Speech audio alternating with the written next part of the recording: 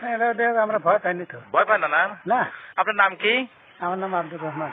আব্দুর রহমান। উনি কিন্তু ঘাস কাটতে দেখতে পাচ্ছেন এই বিলের মধ্যে। আমরা এই বিলে রাসেল ভাইপারকে দেখার জন্য আমরা এসেছি। দেখি রাসেল ভাইকে খুঁজে পাওয়া যায় কিনা। ধন্যবাদ আপনাকে। আসসালামু আলাইকুম। আজ আমরা এসেছি বাঁশুরিয়া গহীন বিলে। এখানে প্রচুর রাসেল ভাইপার সাপ পাওয়া যায়। তা আমরা রাসেল ভাইপার সাপ খুঁজতে এসেছি। দেখি কোথায় পাওয়া যায় রাসেল ভাইপার। প্রচুর কাদা এখানে। দুইজনকে কামড় দিয়েছিল এবং তাৎক্ষণিক মারা গেছে তারা। তো সেই উদ্দেশ্যে আমরা রাসেল ভাইপারকে খুঁজতে এসেছি। আসলে রাসেল ভাইপার যদি বের হয় আপনাদের দেখানোর চেষ্টা করব। আসলে সাপ, রাসেল ভাইপার সাপ আসলে দেখে আমি ভয় পাই না, কিন্তু আসলে পালে আমি ধরবো সেই উদ্দেশ্যে আজ আসা। দেখতে পাচ্ছেন বুক গহীন কাদা, বিশাল কাদার মধ্যেই অনেক কষ্ট করে হাঁটছি। কোথাও দেখি রাসেল ভাইপার দেখা মেলে কিনা।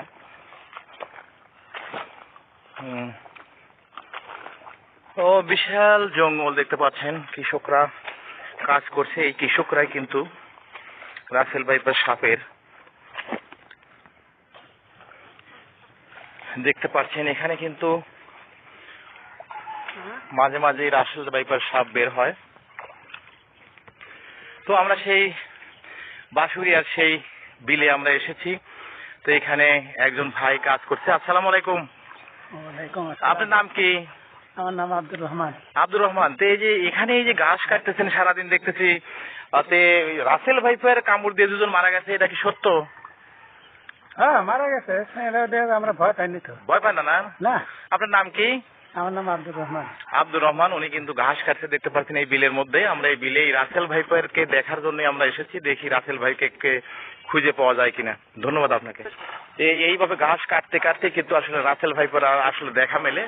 রাসেল ভাইপার আসলে এইভাবেই ঘাস কাটতে কাটতে কিন্তু তারা আক্রান্ত হয় এবং থানা পর্যায়ে যায়, কিন্তু অনেকে মারা যায়, অনেকে মারা যায় না। হ্যাঁ হ্যাঁ।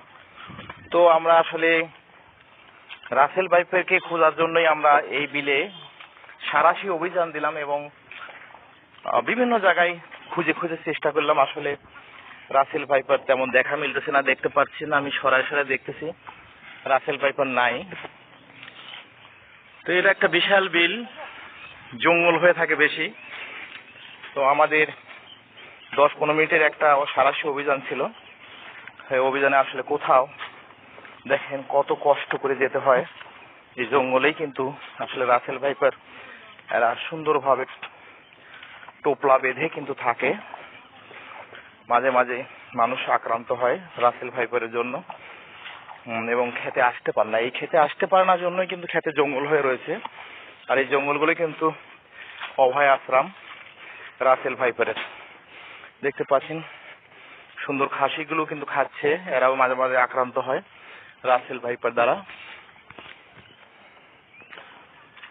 তো খুব কষ্ট করেই পুরো বিলটা আমরা কিন্তু ঘুরলাম, কিন্তু কোথাও আসলে রাসেল ভাইপারের দেখা মিলল না। অনেক সুন্দর একটি বিল দেখতে পাচ্ছেন। এই বিলে কিন্তু রাসেল ভাইপার সবসময় মানুষকে আক্রান্ত করে থাকে। রাসেল ভাইপার আছে কিনা, ছোট ছোট বাচ্চারাও কিন্তু আসলে এখানে কি রাসেল ভাইপার সাপ আসে?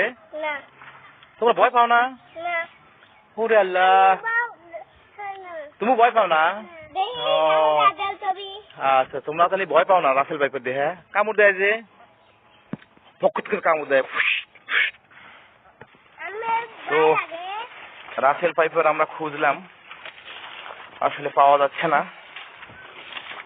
পুরো এলাকা দিয়ে আমরা ঘুরছি এবং দেখছি। এটি হচ্ছে আরকান্দি এবং বাঁশুরিয়ার মাঝামাঝি, পরিন্দপুরের মাঝামাঝি একটি বিল।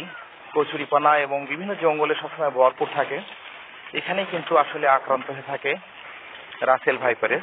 আসলে রাসেল ভাইপার আমাদের চোখে পড়ে নাই, শুধু শুনেছি যে অমুক জায়গায় বের হয়েছে, অমুক জায়গায় বের হয়েছে। আর কতটা সত্য আসলে এটা বলা মুশকিল। দেখেন কি জঙ্গলের মধ্যে দিয়ে আসলে যাওয়ার চেষ্টা করছি। তো ইতিমধ্যে আমরা বিলটা পার হয়ে কিন্তু শুকনা চলে এসেছি, তবে সাপের দেখা আমরা কিন্তু আসলে পেলাম না। তো ধন্যবাদ সবাইকে ভিডিওটি দেখার জন্য। অন্য একটি ভিডিও নিয়ে হাজির হব। আজ এই পর্যন্তই। আসসালামু আলাইকুম।